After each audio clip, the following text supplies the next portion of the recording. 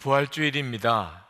올해 부활주일은 특별한 마음의 감동이 있습니다. 하나님께서 무언가 우리 가운데 놀라운 일을 행하신 것 같은 느낌을 받습니다. 아마 그 일이 뭔지는 조금 더 지나봐야 알겠습니다만, 지난 고난주간의 특별 새벽기도회가 특별한 은혜가 있었습니다. 성금요일 십자가의 길, 또 성찬도 그랬고, 또 어제 우리 청장년 선교 연합회 남선교 회원들과 교회 대청소를 하는 모습, 여선교 회원들이 옆에서 음식으로 같이 섬기는 모습을 보면서도 감동을 받았습니다. 우리 장로님들이 남한산성의 전도도 가시고 산상기도 하시고, 그리고 오늘 새벽 예배, 부활절 새벽 예배 때 보니까 우리 어린 아이들 어젯밤에 교회에서 자면서 새벽 예배 워십을 준비하고,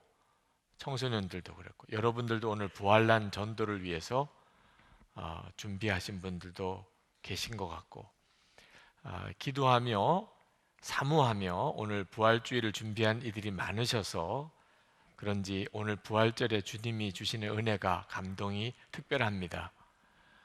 우리는 이렇게 부활주일을 사모하면서 기다렸지만, 예수님이 부활하시는 그날은 제자들조차도 예수님의 부활을 사실상 믿지 않았었습니다.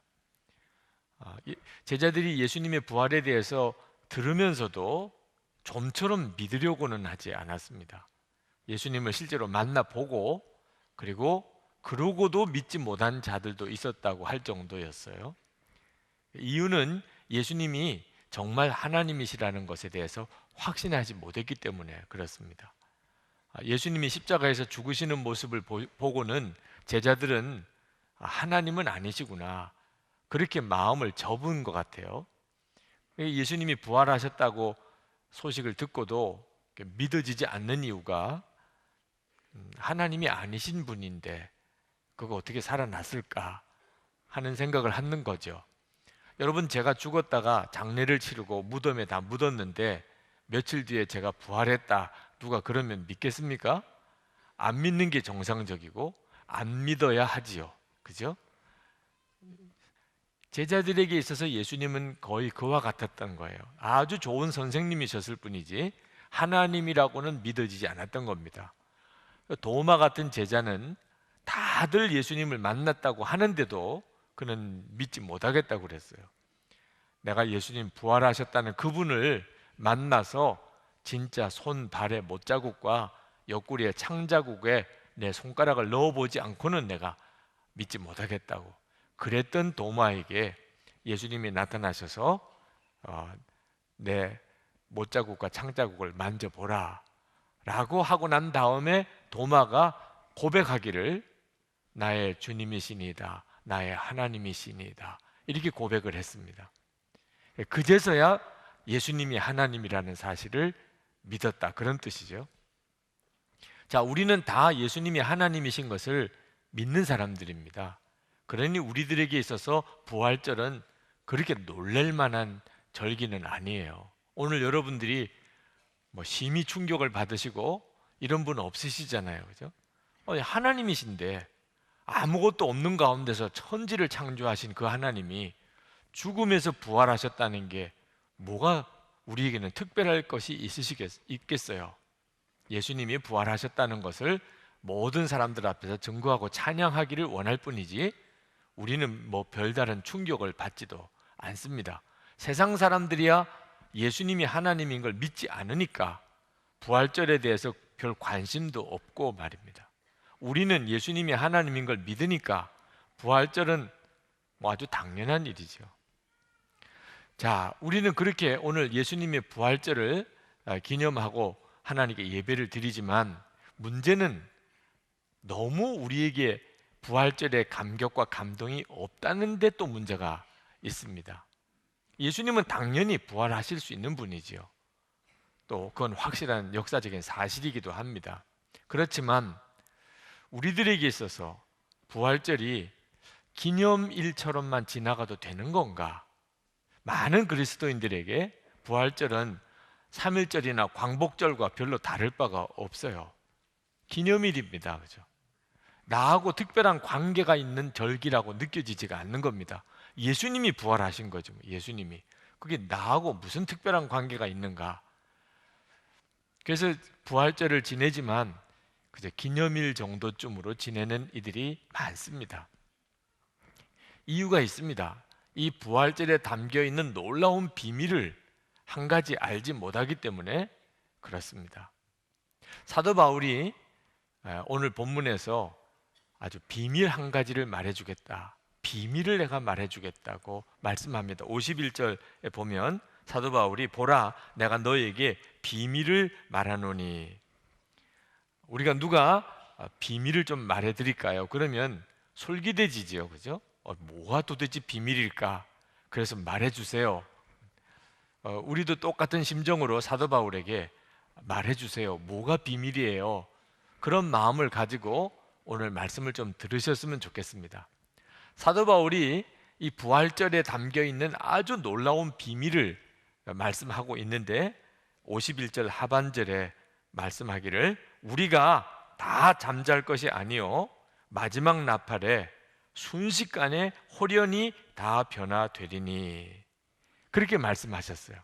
그러니까 사도 바울이 말하는 비밀은 뭐냐면 부활절은 예수님만 부활하신 것을 기념하는 날이 아니라는 겁니다. 우리도 다 부활할 것이라는 거예요. 우리도 다 부활할 것이라. 여러분들 뭐 특별히 비밀도 아니네 이런 표정이신데 다 들어보신 모양입니다. 네. 여러분도 부활할 것에 대해서 다 들어보신 모양이죠. 네. 그런데 내가 부활할 것에 대해서 들었는데 별로 내 마음에 중요하다고 생각을 안 하는 데가 문제가 있는 거예요. 예수님이 부활하신 것처럼 나도 부활한다, 이 사실이 사도 바울에게 있어서는 너무너무 놀라운 비밀이었는데 우리들에게 있어서는 뭐 별로예요. 네. 우리는 우리 몸이 부활한다는 것에 대해서 큰 기대가 없습니다. 우리가 살아가는 동안에 내가 내 몸이 죽었다가 다시 부활할 것이다, 그래서 내 삶에 무슨 변화의 요인이 있나요? 내가 영원히 죽지 않고 부활하게 될 것이다, 그래가지고 지금 내 기분 하나 달라지는 게 뭐가 있나요? 우리는 이렇게 생각을 해요. 부활에 대해서 오히려 짜증내는 분도 계세요. 부활한다고? 그럼 이 몸으로 다시 사는 거야? 아니 영원히 살아? 그 뭐하고 살아 그러면? 이런 분도 있다니까. 여러분들 중에도 이 몸이 부활한다는 것에 대한 기대감이 거의 없는 분, 아주 생각도 안 하고 사시는 분, 안 들어본 건 아니지만, 우리도 부활한다 안 들어본 건 아니지만 그게 뭐 그렇게 좋게 여겨지거나, 그죠? 일부러 뭐 부활 안 하겠다는 건 또 아니지만 또 그 부활을 막 기다리는 것도 아닌 이런 상태에 계신 분들은 오늘 부활절이 예수님 부활의 기념일일 뿐이지 나하고 무슨 상관이 있어요? 내가 부활하는 것을 정말 기다리는 분들은, 내 몸이 부활할 것을 정말 기다리는 분들은 오늘 부활절은 대단히 중요한 날이죠. 예수님은 부활의 첫 열매십니다. 그 말은 줄줄이 우리도 다 부활할 거라는 거죠. 그러니 오늘 부활절은 나에게 중요한 날입니다. 나의 부활에 대한 확실한 보증이지요. 여러분에게는 어떠십니까? 고린도 교회, 이 고린도서를 썼던 당시에 사도 바울이 이 편지를 썼던 고린도 사람들은 몸의 부활을 중요하게 생각 안 했습니다. 중요하게 생각 안 한 게 아니고 몸은 부활 안 해야 되는 거예요. 그 헬라 철학은 영혼과 육신을 철저히 이분법적으로 생각합니다. 영혼은 대단히 고상한 세계에 속해 있고 육신은 아주 저급한 물질 세계에 속해 있는 겁니다. 그러니 육신은 아주 죄 속에 속해 있는 거고 아주 타락한 존재고, 육신은 빨리 없어지는 게 좋고 이제 영혼만 고귀한 것이고 그 영혼이 구원받는 건 좋은 일이지요. 이렇게 철저히 이분법적으로 세계관을 가지고 있었습니다. 그런데 사도 바울이 전해주는 복음에 의하면 예수님이 그 육신으로 부활하셨다는 겁니다. 그러니 고린도 사람들은 이 부활의 복음을 받아들이기가 마음에 영 걸림이 되고, 특히 자기들이 또 몸으로 부활한다는 것에 대해서는 그게 왜 필요하냐 말입니다. 몸의 부활이 왜 필요하냐는 거예요. 그랬던 배경에서 지금 이 말씀을 쓰고 있는 겁니다. 근데 우리들도 그렇게 크게 다르지가 않습니다. 몸이 부활한다는 것에 대한 기대감이 현저히 떨어집니다. 빨리 죽기를 원하는 사람도 있다니까, 빨리 죽기를. 막상 죽을 때가 되면 또 마음이 달라지지만 이 몸을 가지고서 영원히 산다, 별로 마음에 들지 않아 하는 분들이 많습니다. 자기 신체에 대한 열등감도 있는 사람도 있고, 이 몸으로 다시 산단 말이야, 이런 생각 별로 기쁨이 아닌 분들이 많습니다. 그러니 부활절이 그저 기념일 같은 거죠. 여러분, 우리가 분명하게 해야 할 것은, 우리가 믿는 복음은 단순히 영혼만 구원하는 거 아닙니다. 우리의 몸도 구원받은 겁니다. 우리가 구원받은 것은 영혼과 육신이 함께 구원받은 겁니다. 영혼은 구원받아서 그리고 저 천국에 가고, 육신은 땅에 묻혀서 흙으로 돌아가고 그걸로 끝나는 게 아닙니다. 하나님은 뜻이 없이 우리를, 육신을 흙으로 빚어서 인간을 창조하신 게 아닙니다. 만약에 정말 육신이 아무 소용이 없는 거라면 우리를 그렇게 창조하실 리도 없지요. 예수님의 십자가에서 우리를 구원하신 것은 영혼과 육신을 완전히 구원해 내신 겁니다. 만약에 우리가 영혼은 중요하고 육신은 그건 망해도 좋은 것이라고 이분법적으로 생각한다면 우리는 무서운 이단에 빠지게 됩니다. 이단 사상의 배경 중에 하나가 육신과 영혼을 구분하는 이원론입니다. 하나님은 우리 몸이 부활하는 것을 대단히 중요하게 생각하시고, 우리가 구원받은 축복에 엄청나고 놀라운 복이 바로 이 몸의 부활입니다. 그리고 몸의 부활에 대한 축복을 알아야 부활절은 놀라운 날입니다. 그리고 가슴 떨리는 날이죠. 오해하지 말 것은, 몸이 부활한다는 것을 죽은 사람이 다시 사는 것, 그리고 영원히 죽지 않는 것으로만 이해하면 안 된다는 겁니다. 많은 사람이 육신의 부활을 그렇게 생각합니다. 그러니까 육신의 부활에 대한 기대감이 현저히 떨어지는 거죠. 나사로의 부활, 야이로의 딸의 부활, 이런 표현을 쓰긴 합니다만 정확한 표현이 아닙니다. 그것은 죽었다가 다시 살아난 것일 뿐이죠. 나사로가 죽었었는데 다시 살아난 거고, 야이로의 딸이 죽었다가 다시 살아난 겁니다. 그건 부활이라고 쓰면 안 됩니다. 왜? 무슨 차이가 있느냐? 죽었다가 다시 살아난 사람은 몸은 여전히 그 몸입니다. 몸은 하나도 달라진 게 없습니다. 생명이 끊어졌다가 다시 생명이 돌아온 것뿐이지 몸은 그 몸이고, 부활은 몸이 완전히 다른 몸이 됩니다. 우리가 타락하기 전에 아담과 하와의 그 몸은 하나님이 보시기에 좋았더라 그랬습니다. 타락하고 난 다음에 우리의 몸은 이제 죄의 덩어리, 죄의 통로 역할을 하는, 썩어지고 그리고 육신적이고 그리고 죄성에 의한 그런 몸이 된 거죠. 우리가 부활의 몸을 힘입을 때는 타락하기 전에 몸을 힘입는 겁니다. 여러분이 부활하게 될 때, 부활의 몸을 입게 될 때 예수님처럼 여러분들은 정말 멋있는 사람이 됩니다. 지금 여러분 자신에 대해서 좀 열등감이 있으신 분들, 그래서 이 몸으로 부활한다는 것에 대해서 마음이 이렇게 걸림이 있는 분들, 걱정하실 필요가 없습니다. 여러분이 부활하시고 나면 여러분은 정말 멋있는 사람, 하나님이 완벽한 작품이십니다.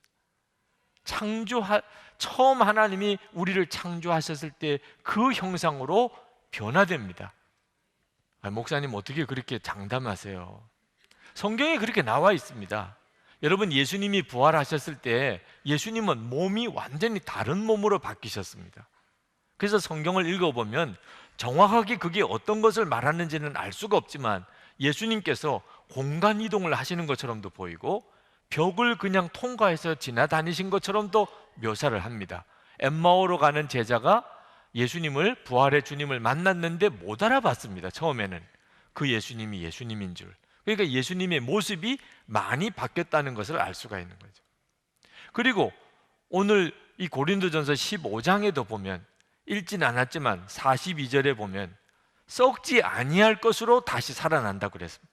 썩지 않는다는 말은 늙지 않는다는 거예요. 53절에 보면 죽지 않는다고 그랬습니다. 우리가 부활의 몸을 힘입게 되면 이제는 죽지 않습니다. 43절에 가서 보면 부활의 몸은 영광스러운 몸이고 강한 몸이라고 그랬고 44절에 보면 신령한 몸이라고 그랬습니다. 지금 우리가 가지고 있는 몸과는 완전히 다른 몸입니다. 지금 우리가 가지고 있는 몸은 썩을 몸, 욕된 몸, 약한 몸 이렇게 표현을 했는데 우리가 그것 때문에 예수 믿고 구원을 받아도 갈등도 많고 좌절도 많고 그리고 시험도 많고 그렇게 사는 겁니다. 여러분 예수 믿고 구원 받으셨잖아요. 여러분 안에 영생이 있고 성령님께서 여러분 안에 오셨지만 그러나 우리가 예수 믿고 사는 삶이 실상이 어떻습니까? 우리가 매주일마다 기도할 때 어떻게 기도합니까? 또 육신대로 살았다가 또 세상에서 짝하고 살았다가 하나님 용서해 주세요 이렇게 기도할 수밖에 없는 이유는 우리의 육신의 욕구가 여전히 우리 속에서 역사하기 때문입니다. 예수를 믿고 구원받아서 내 영이 살았지만 육신을 통해서 끊임없이 이기적인 마음, 또 육신의 정욕, 또는 탐심, 거짓, 게으름, 시기와 질투, 염려, 근심이 우리 속에 가득합니다. 그래서 우리가 예수 믿고 살면서 탄식하게 되는 거죠. 내가 언제까지 이렇게 살아야 되나 말이에요. 정말 꼭 해야 될 것은 하기 싫어지고 하지 말아야 될 것은 자꾸 하고 싶은 이 육신의 욕구를 어떻게 다스리냐 말이에요. 그러니 예수 믿고 살면서도 자꾸 무너지는 우리 자신이 안타까운 거죠. 사도 바울이 탄식했잖아요.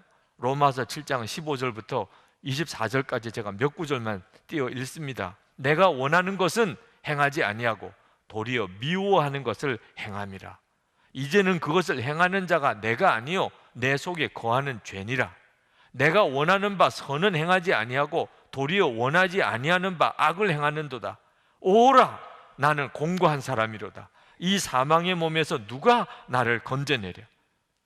사도 바울만 그렇습니까?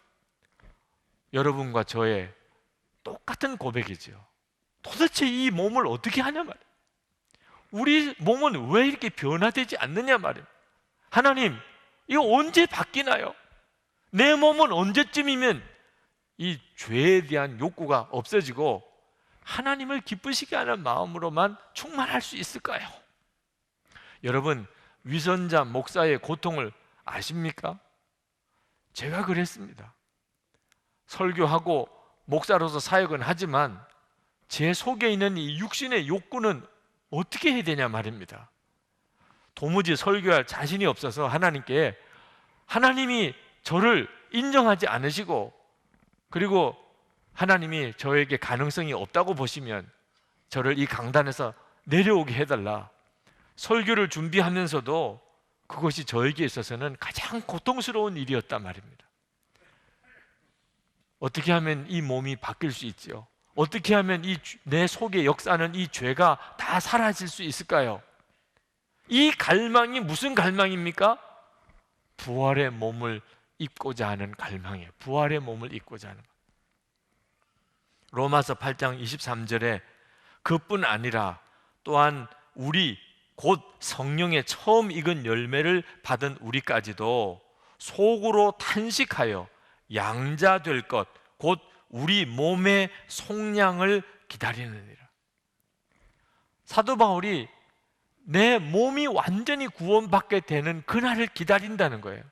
왜? 그날이 약속되어 있으니까. 여러분, 우리는 언제까지나 갈등하고 고민하고 죄에 무너지고 그렇게 사는 게 아닙니다. 예수님이 십자가에서 우리를 위해서 죽으심으로 인하여 우리에게 구원이 임했는데, 그것은 단순히 우리의 영혼만 구원받은 게 아니고 우리 육신도 완전히 구원받게 되는 약속을 주신 거예요. 그것이 바로 우리가 몸의 구속, 부활의 몸입니다. 그것은 단순히 우리 몸이 아름다워진다는 뜻만 아닙니다. 장애도 없어지고 외모도 아름다워지고 또 멋있어지고 그런 뜻만 아니고 우리의 속사람이 완전히 바뀐다는 뜻입니다. 이제는 육신의 욕구를 통해서 들어오는 죄성이 다 사라지고 이제부터는 내 육신조차도 하나님이 기뻐하는 대로 살고 싶으니, 아니 하나님이 기뻐하신 대로 내가 살고 싶으면 된 거죠. 해야 될 것을 하고 싶고 하지 말아야 될 것은 하기 싫고, 그러면 뭐가 갈등이 돼요? 항상 기뻐하고, 그리고 늘 주님과 교제하고 모든 것에 감사하고 모든 사람을 사랑하고 이렇게 사라지면, 그러면 정말 구원받은 거죠. 그러면 사는 게 날마다 기쁨이 아니겠습니까? 우리가 부활의 몸을 입게 되면 그렇게 된다는 겁니다. 단순히 죽은 사람이 다시 살아나고 영원히 죽지 않는 게 아닙니다. 지금처럼 이렇게 육신과 내 심령의 영혼이 갈등을 느끼고 내 육신에 대해서 그렇게 좌절이 오고 이러면 영원히 사는 것 자체가 지옥이죠. 근데 내 마음의 욕구가 주님을 기쁘시게 하는 것이에요. 주님이 기뻐하는 것이 나도 기쁘고 주님 기뻐하는 뜻대로 그냥 살고만 싶고, 그러면 영원히 사는 게 정말 복이죠. 이런 부활의 축복이 우리에게 약속되어졌어요. 이것이 진정한 성화입니다. 완전한 성화예요. 그런데 그게 언제 이루어집니까? 도대체 그런 역사가 언제 일어나지요? 예수님이 재림에 오실 때 이루어진다는 거예요. 마지막 날 우리 예수님이 재림에 오실 때 51절 52절에 보면, 마지막 나팔에 순식간에 호련히 다 변화되리니 나팔 소리가 나매 죽은 자들이 썩지 아니할 것으로 다시 살아나고 우리도 변화되리라. 그러므로 오늘 부활절은 예수님의 재림과 밀접하게 연결이 되어 있습니다. 오늘 예수님이 부활하신 이 놀라운 부활의 영광을 우리 모두 다가 예수님이 재림에 오실 때 다 우리가 그 부활의 영광으로 다시 변화되어 우리 주님을 맞이하게 되고, 그리고 이 땅에서 영원히 다스리게 된단 말입니다. 그러면 그 주님 재림하실 때까지는 그럼 목이 빠지라고 기다리기만 하면 되는 겁니까? 그렇지가 않습니다. 주님의 재림 때 우리가 부활의 몸을 힘입게 되는 것이 분명하지만, 지금 아직까지 이 타락한 몸을 가지고 살아가는 지금도 우리는 부활의 능력으로 죄를 이기고 살게 됩니다. 왜냐하면 부활하신 그 주님이 우리 안에 오셨기 때문에. 우리는 몸은 아직도 타락한 그 몸이지만 우리 안에 부활의 주님이 오셨기 때문에 성도들은 부활의 능력으로 삽니다. 아직까지는 육신을 통해서 죄의 욕구가 여전히 강합니다. 그렇지만 죄의 욕구에 따라 살 필요는 없습니다. 왜? 우리 안에 부활의 능력이신 예수님께서 와 계시기 때문에. 고린도후서 13장 5절에 예수 그리스도께서 너희 안에 계신 줄을 너희가 스스로 알지 못하느냐. 부활의 주님 우리 안에 오셨어요. 그래서 우리가 죄의 종노릇 하지 않고 살 수 있는 겁니다. 여전히 우리는 죄의 욕구를 쫓아가지 말아야 되는 것을 항상 명심하고 살아야 됩니다. 그렇지만 살 수 있어요. 로마서 6장 6절에 우리가 알거니와 우리의 옛사람이 예수와 함께 십자가에 못 박힌 것은 죄의 몸이 죽어 다시는 우리가 죄에게 종노릇하지 아니하려 함이니. 여러분, 예수 믿는 사람에게는 반드시 새로운 삶의 변화의 역사가 일어납니다. 부활의 능력으로 살아가는 열매가 반드시 예수 믿는 성도에게는 지금도 나타납니다. 오늘 부활절 새벽 예배 드릴 때 통일을 위한 예배를 드렸습니다. 오늘 설교를 임양자 목사님, 하늘꿈학교 교장 선생님 오셨습니다. 이제 올해 우리 교회 들어오는 입구에 하늘꿈학교 학교 건물이 지어지게 됩니다. 그래서 특별히 우리 임양자 목사님께서 그동안에 이 탈북자 학교를 섬기던 과정에 간증 설교를 오늘 하셨습니다. 저는 여러분들이 다 들으시기를 바랍니다. 인터넷 교회 들어오시면 거기에 올려놓을 테니까 다 들으시기 바랍니다. 너무너무 중요한 말씀과 간증을 하셨고, 여기 하늘꿈학교가 지어지는 것이 어떤 의미가 있는가에 대한 말씀도 하셨어요. 정부에서 정몽구 재단에 건축비를 주면서까지 이 학교를 지으라고 하신 데는 무슨 까닭이 있지 않겠습니까? 탈북 청소년들을 가르치면서 앞으로 통일의 일꾼이 될 것을 믿고 그 탈북자 학교를 세웠지만 도무지 변화될 수 있을까 절망이었다고 그래요.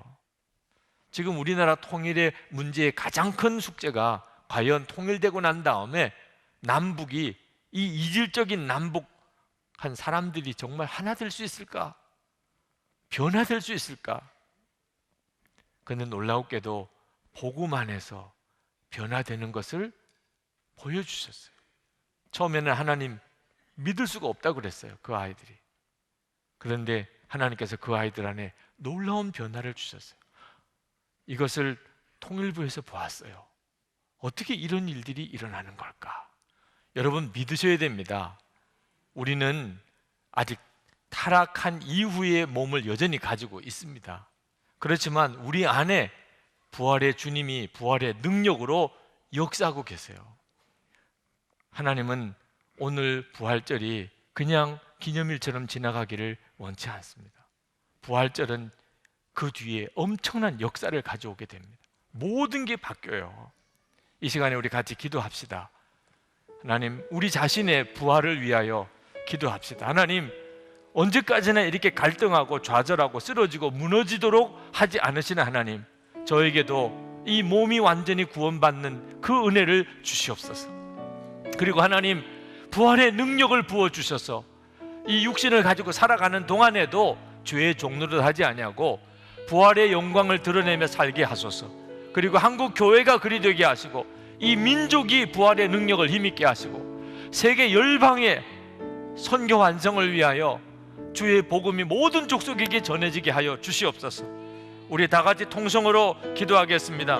은혜와 사랑이 충만하신 아버지 하나님,